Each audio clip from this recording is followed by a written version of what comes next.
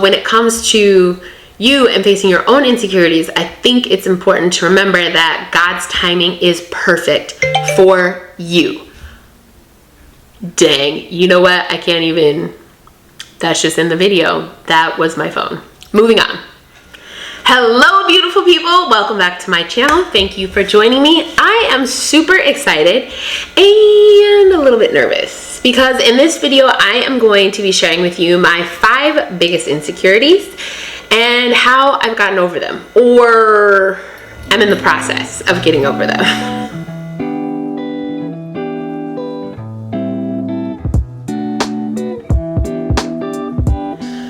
Okay, so the first insecurity, it's probably been one of the biggest insecurities that I have had for a majority of my life, and it is my skin.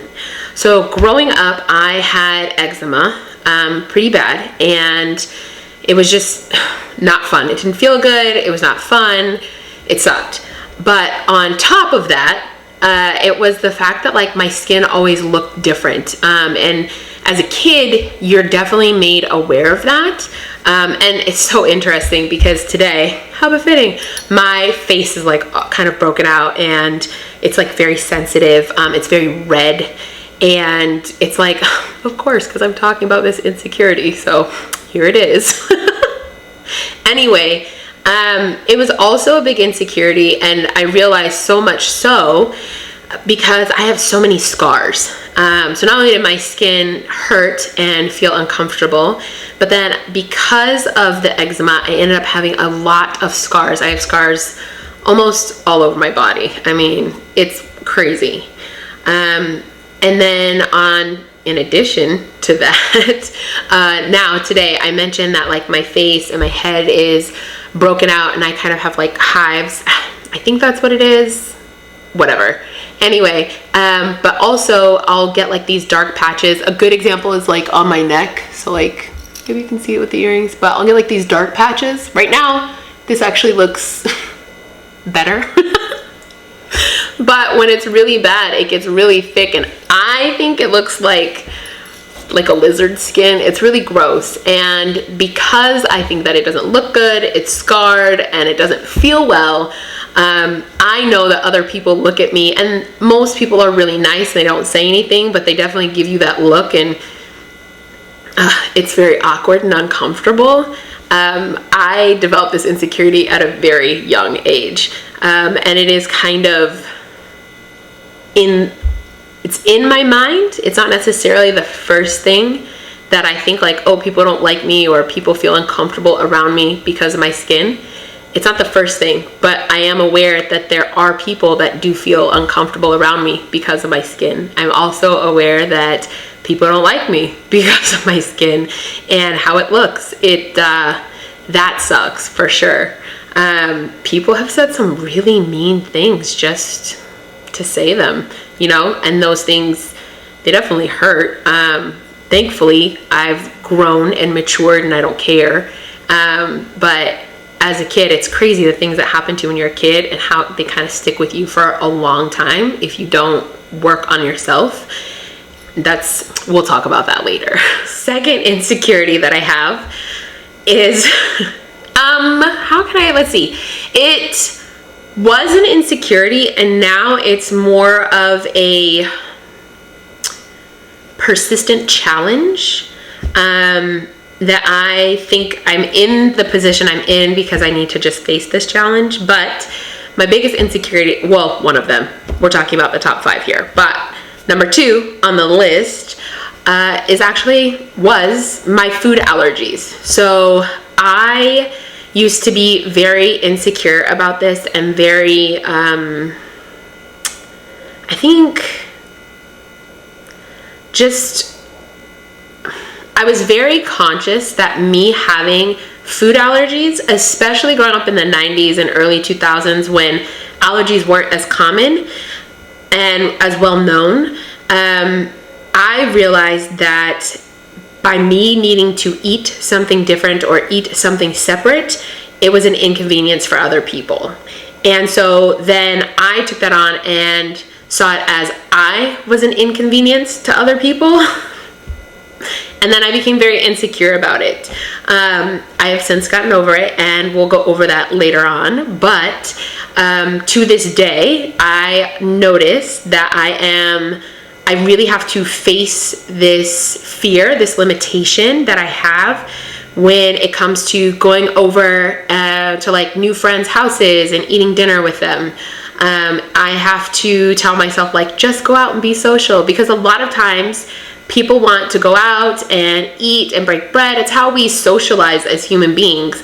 And for me, it tends to, I'm all about socializing and having fun with friends.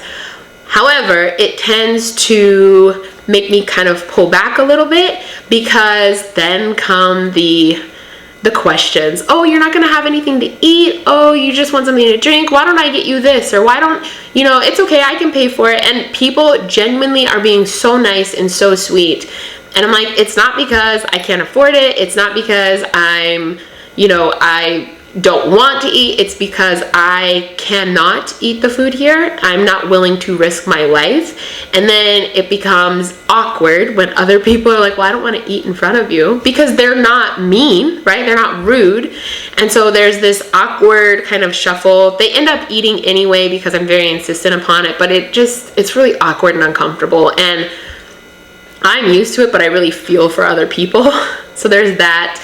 Then there's also when I go over to people's houses, that also is very uncomfortable and awkward for me, because truly, most people, unless they're very close to me, do not understand the magnitude when I say I'm allergic to something.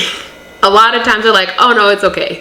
Or just a little bit of this, and when people cook, they often don't think like, hey, I need to make this dish completely separate for her, or I need to use a different spoon or use a different pan. A lot of times they'll make it separate, but other things will be mixed in, so it's cross-contaminated. And then I have an allergic reaction to something, and I've eaten at friends' houses, I've ended up in the hospital, and then they feel bad, and I feel bad, and it is so awkward. And then it's just like, well, why don't you just bring your food when you come next time? And so I've learned to just bring my food. But that still is also something that's very interesting and awkward. It can be, not always. A lot of people are very understanding, but it can be awkward, because I feel, maybe not awkward, but a little bit disrespectful. Again, people are very understanding, but it's like, wow, you made this amazing meal and you're so wonderful, and I'm not going to eat your food. I'm going to eat my own. Like, talk about a slap in the face. Now, is there a reason for it? Yes. Is it valid? Yes. Are people understanding? Yes. I just feel insecure about it. It's just awkward. The next insecurity that I had was being ill. So these are all things that are outside of my control, right? But when you're a kid, you don't really realize that per se. And I will speak for myself, I will not speak for you, but I tended to internalize everything like this was my fault, because it was happening to me, and I was very conscious of the fact that it was affecting other people. And so being ill, growing up, I was sick quite a lot. We talked about the food allergies and we talked about eczema, but there were other things that I had to deal with. And as a result, a lot of times I was in and out of the hospitals pretty frequently. And when I would go into the hospital, it was because it was crucial. Like, I need to go to the hospital and hopefully they can save my life before it's too late. And it just, for me, it sucked. It was a very dark time in my life, but one that God used in a very powerful way, and I'm to this day very grateful. It still sucked, but I'm very grateful, and it's given me a new perspective on life. However, as a result, I also was made very much aware that because I was sick, because I was in the hospital and my parents had to stop everything that they were doing to help me live, that other people suffered because of it. And so people wouldn't be able to do things because I was sick, or we wouldn't be able to do things as a family because I was sick, or things would have to be postponed because I was in the hospital.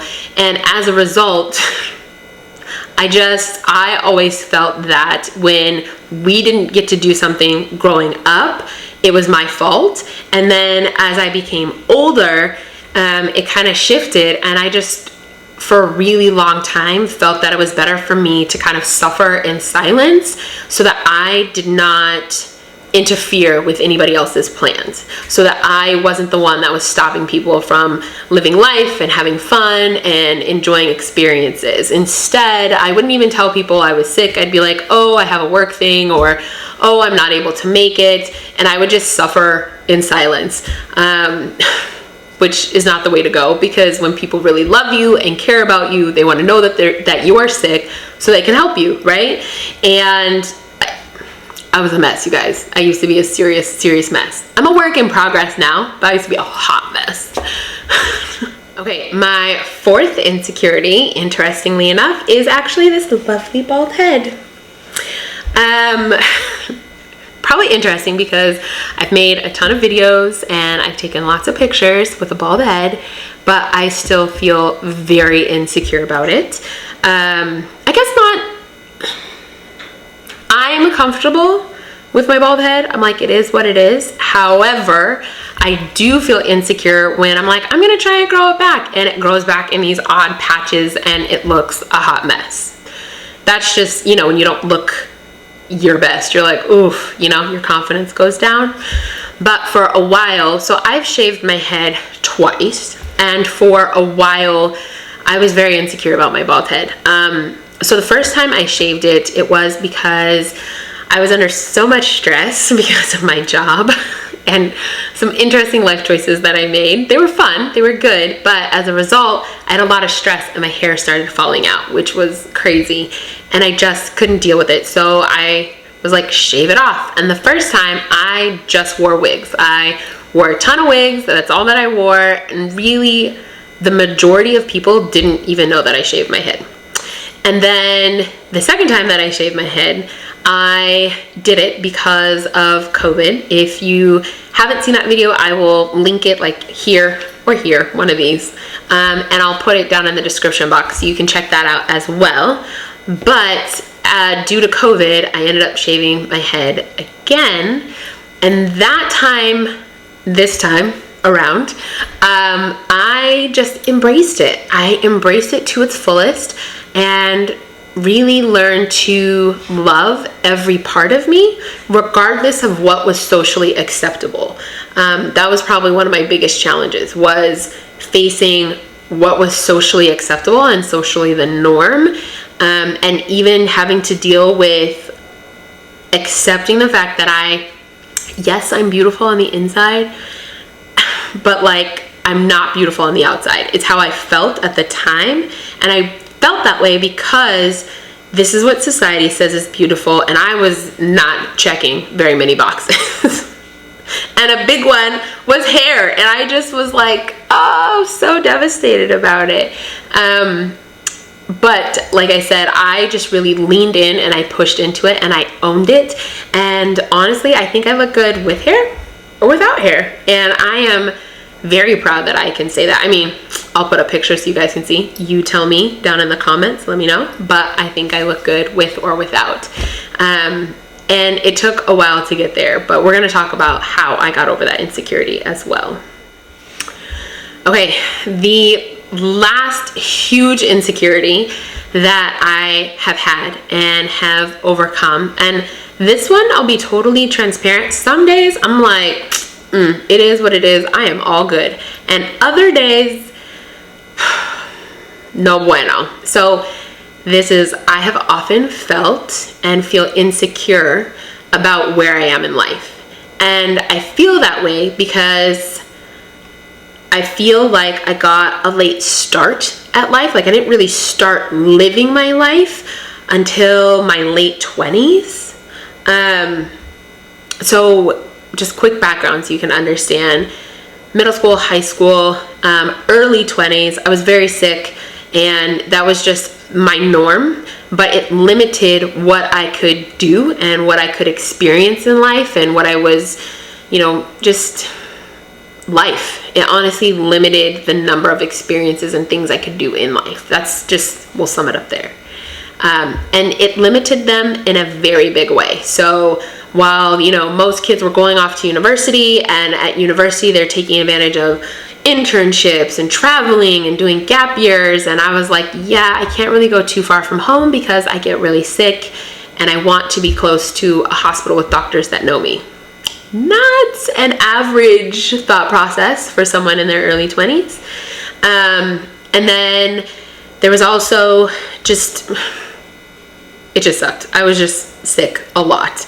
And I felt that I couldn't do things. There were the food allergies. I wasn't able to travel and do the things I wanted to. So I thought, because I had food allergies and I could get sick and end up in a hospital in a foreign country and not speak the language. And it was a very dark time period, very dark.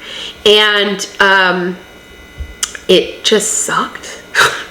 Then after that, my dad died when I was like 24. Oh, sorry, I have to take a deep breath. So I was 24. I had recently turned 24, and my dad passed away, and that was so hard. There was a lot of grieving, right? It's my dad, and I love him. He's amazing. But it was hard. It was really hard, and I didn't really get through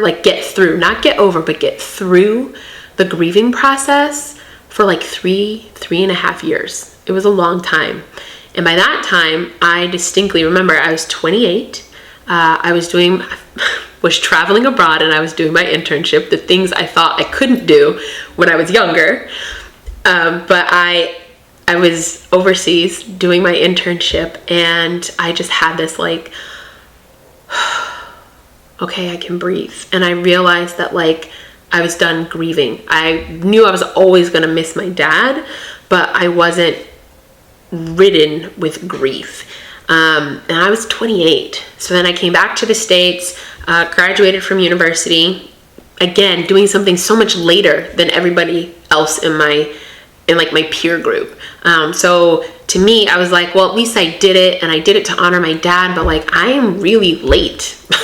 Everybody else, I'm graduating at 28, everybody else graduates at 24, I'm 4 years behind. And then as life progressed, there were other things that I was noticing I was behind on as well. And I put that in quotations because I don't know who came up with this timeline, but it's definitely evident in our culture and not necessarily the most beneficial thing.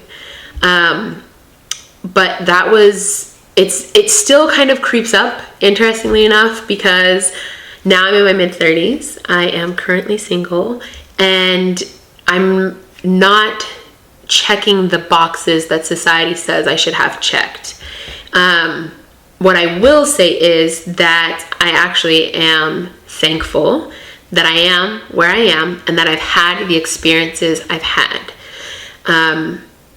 And I'm thankful for them because they each have taught me a valuable lesson, even the ones that sucked horribly. And when it comes to feeling like I'm behind in life, I am grateful that I'm in my mid-30s and that I have the wisdom that I have and that I know who I am. That I didn't get married super young, that I'm thankful that I waited. And I'm sure that kind of sounds, some people are thankful and they're like, I don't ever want to get married. I do want to get married, but I'm really thankful that I waited and that I didn't get married in my early 20s, because that's a bonus one. I'll just throw that in here. Another insecurity that I had, it likes to pop its head up, but I know it's not true. And like I talked about in another video, when things like this come up, it's like, well, but where's the lie? So as a result of being sick and having a very interesting early 20s, even mid 20s, and getting over things, there's this voice, this lie that pops up, and it's like, well, who's gonna want to marry you now? And you've really never dated anybody, so this is a problem. You're not used to things, you don't know how things go, and all these societal pressures. And the truth is, I know that I want to get married. I know that I want to have kids, but I'm also really grateful that I didn't do that in my 20s because I didn't know who I was. So yes, I'm in my mid-30s, and yes, those insecurities pop up, but those insecurities, like all of these that I've shared with you, are lies. They are not true. And if that's one thing I can stress enough to you guys, is whatever your insecurity is, it's a lie. It's not true. I don't care what it is. It's not true. That's a fact. Insecurities are lies that make us feel small and cause us to shrink down from who God has called us to be and the greatness that's within us. That is truly what I believe. And it is a process to work through those insecurities, and it takes time, but I think it's something that is well worth it, because when you're on the other side, you realize how false and how untruthful, like how deceiving, not just untruthful, how deceiving those insecurities really are. Okay, so I took a breath for a moment. Let's just talk about, how did I get to this point where here are my insecurities and now I'm like, meh, but they're not true, right? And why I feel so confident. Or where I'm like, here's this insecurity, man, it's kind of kicking my butt, but I know it's not true and I feel some type of way about it. Okay, so as I mentioned before, I started asking myself the question, where is the lie? That is so important and so valuable, because once you can identify the lie, you can refute it with the truth, right? So for example, I felt that I had a late start in experiencing life and living my life, right? That was an insecurity that I had, and it started cultivating insecurities in other areas. The truth is, God's timing is perfect. Everything that I went through had a purpose for me and for the world, I believe, because I'm still here. I have an impact on the world. And His timing is perfect. And so I went through all of that, and I was able to start living life and experiencing life. And it was better than I can imagine. And I'm so grateful for all the little things that I get to do, right? It's just absolutely incredible. To me, I feel that way. And that's because I know that God's timing is perfect. Like, no, I didn't experience it at this age and when society says I should, but I experienced it later, and it was just as good and just as wonderful, if not better, for me, right? And that's the big thing. So when it comes to you and facing your own insecurities, I think it's important to remember that God's timing is perfect for you.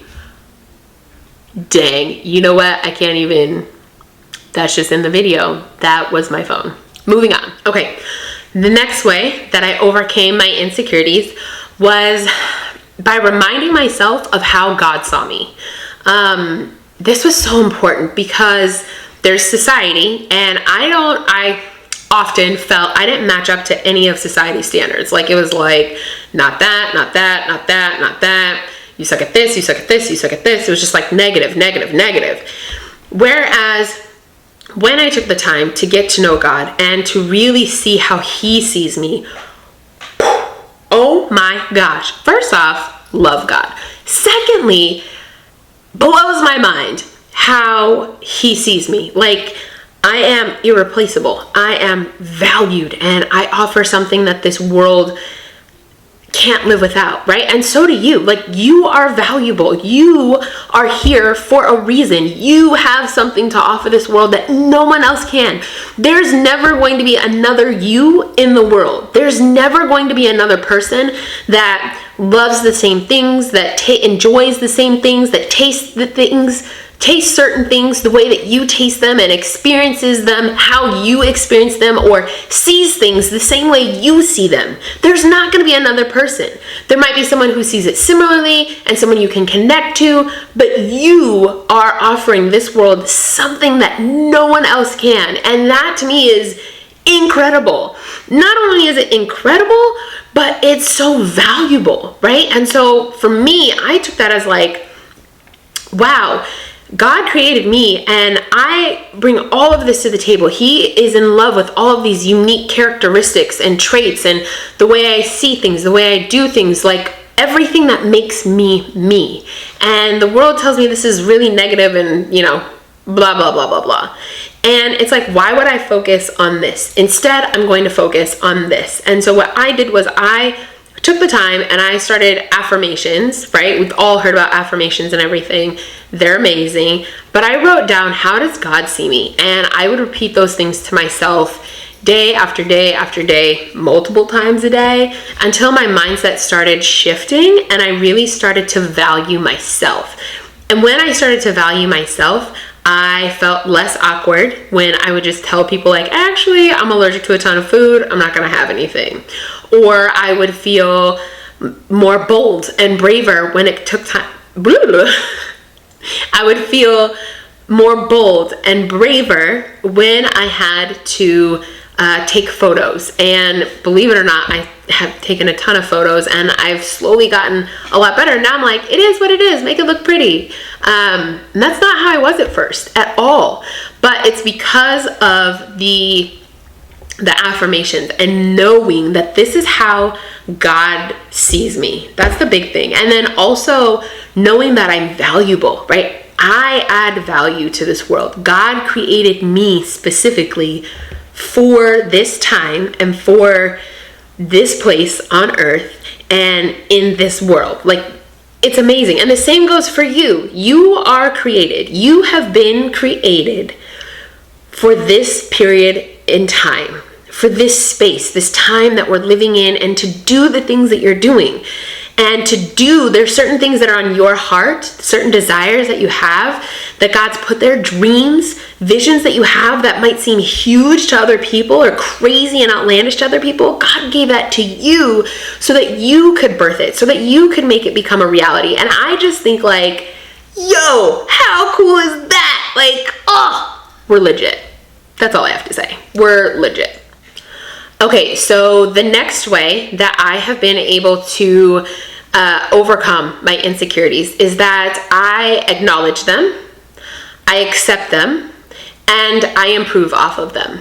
So what I mean by that is I acknowledge whatever the hardship is. Like, why do I feel this way? Where is this insecurity coming from? And I acknowledge it. I figure out what it is exactly. Maybe it's a feeling, maybe it's a situation, whatever it is. And then I accept it, especially the ones that are out of my control. And I accept the ones that are in my control. Those are my favorite ones because I can change them. I can improve them. So for example, I used to think that I would not be able to travel because I had all these health issues. I was allergic to different foods and life was just like, it really was difficult, right? Until I reached this point where I was like, enough is enough. If I'm gonna die, I'm not gonna die in a hospital and always being sick. I'm gonna go live my life, right? And as a result, that was me acknowledging, like saying, hey, this is my limitation. And then it was me accepting my limitation. Like, cool, I might die because I'm always sick or because I'm always having issues and allergy attacks and things of that nature, right? That was me accepting it. And then I figured out a way to improve. So I started doing things that would help improve my health. I started making sure that I was really leaning into what did I want to do? What experiences did I want to have? And I figured out a way to make them happen. The third way that I was able to get over my insecurities was by constantly reminding myself of my purpose. I think this is really important because when you're faced with your insecurities and you're being told all the reasons why you aren't enough, when you go back to what your purpose is, it actually squashes any of those arguments. So for every argument of like, oh, you're not this because of X, Y, and Z, or you can't do this because of A, B, and C, when you look at your purpose, it's like, doesn't matter. You know, like I said earlier, we have each been given dreams, desires, visions that God's put in our hearts for a reason. And he gave it to us and not anybody else. And he wants us to make that manifest here on earth, right? That's such an incredible honor and like such a big deal. Such a big deal. And when you know what your purpose is, it doesn't matter. All the other crazy foolishness doesn't matter. It doesn't matter what I look like. It doesn't matter that I have food allergies. It doesn't matter that I have a bald head or that my skin sometimes not, looks like a lizard. Why does it not matter? Because God gave me the vision. He put what he put in my heart and he wants me to carry it out. And the same goes for you. God has given you what he's given you and placed desires on your heart because he wants you to live out your purpose. And that's where we find satisfaction and we find healing and we find joy and we find just so many wonderful things because we're walking with God and we're walking in alignment with what we were created to do. And you know you were created to do it because it's your jam. The final way that I have gotten over my insecurities is that I surround myself with people who are positive and help me outthink my current thinking space. So what I mean by that is sometimes when we're feeling insecure and we are going through and, we've been listening to this voice that's telling us this lie. If we're not able to stop it, we start to believe these lies, right? And I did for a very long time. And it helps immensely when you get around people who see and acknowledge and say differently than whatever that lie is. Because we might have, like myself, I'll use myself as an example. I had the lie that I was ugly and unvaluable, right? And honestly, it was from like the first 3 big insecurities that I had. That lie was screaming really loud. And I started to realize that that wasn't true because I had people that would tell me like, oh my gosh, you're so pretty. Who are you talking to? You're talking to me. Me? Are you for real? Shut up, right? So there was that. I also had people that would just tell me like, oh my gosh, thank you so much. I really appreciate you. Like, you are so remarkable. I don't know what I'd do without you. And they would just pour into me uplifting and encouraging words. And sometimes even when they wouldn't say those words, it was like they would bring me gifts because they thought of me. Like, you mean to tell me that you were out living your best life and you thought of me? And you bought me a gift. You didn't just think of me like, oh, I hope she's okay. But you thought of me and you're like, I need to get her a gift, or I should get her a gift, or oh, she would like this, and you bought it for me. Like, I was a part of your thinking.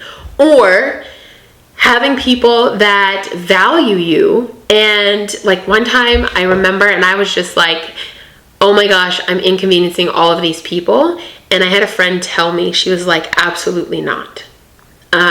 So what happened was we were all out. There were probably like 15, 16, 18 of us. It was a large chunk, right? And as per my usual, I had brought my food and I asked them if they could warm it up. And they were like, no, we don't do that. We don't bring in outside food into our kitchen, which is totally understandable, especially because some people, they do their own thing, right? But I know from working in a restaurant, there are exceptions.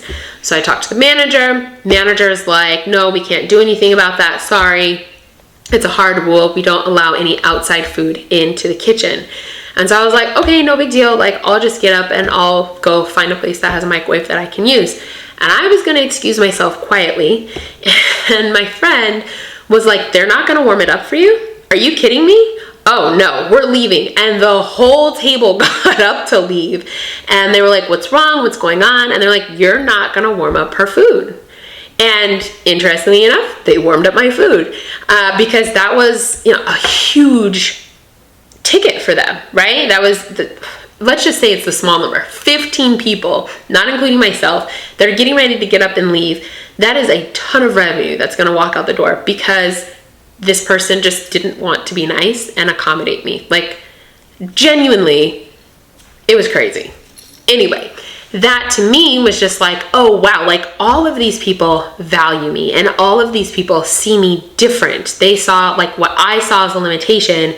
awkward and a burden, they were like, nah, it's no big deal, whatever. And not only that, but then they stood up for me when someone was being a jerk about it, you know? And so I told you that story to tell you. Surround yourself with people who see you better than how you see yourself, and don't shy away from that. And the other thing is also surround yourself with people who outthink your thinking, right? And sometimes these are mentors that we have. Sometimes these are people that inspire us, that encourage us to push past whatever limiting belief or roadblock that we're facing. So for me personally, I have people in my family, my grandparents, maternal and paternal. I also have other family members that have overcome a lot of stuff, and I just think they're so incredible. And I think if they can do it, I can do it. And then I also look at history and I think about, wow, look at what all of these other people went through. And as a result, I have the freedoms and I'm able to live the life that I'm able to live because of these other people, because they pushed the limits, because they refused to settle and believe the lies that society and the rest of the world were telling them. And so I tell you all of that to say, be encouraged, be inspired, find people who encourage and inspire you. Find people, surround yourself with people who will speak life into you and over you, who will encourage you and lift you up and help you to see yourself better than you are. Okay, thank you so much for making it to the end of the video. I hope that you found this video very encouraging, and I hope that you take away that it doesn't matter what insecurities you have or what limiting beliefs that you have, that you have a purpose, and that those insecurities are just lies. They are lies. They are not true. And the truth is, you are an amazing and incredible human being. You have a purpose, that you have a vision and goals, dreams and desires and things put in your heart that no one else has. And you are valuable. And I hope that moving forward, that you will face your insecurities one by one, that you will see them, acknowledge them, accept them, and then improve and continue to live your life with purpose. And I will see you in the next video. Bye.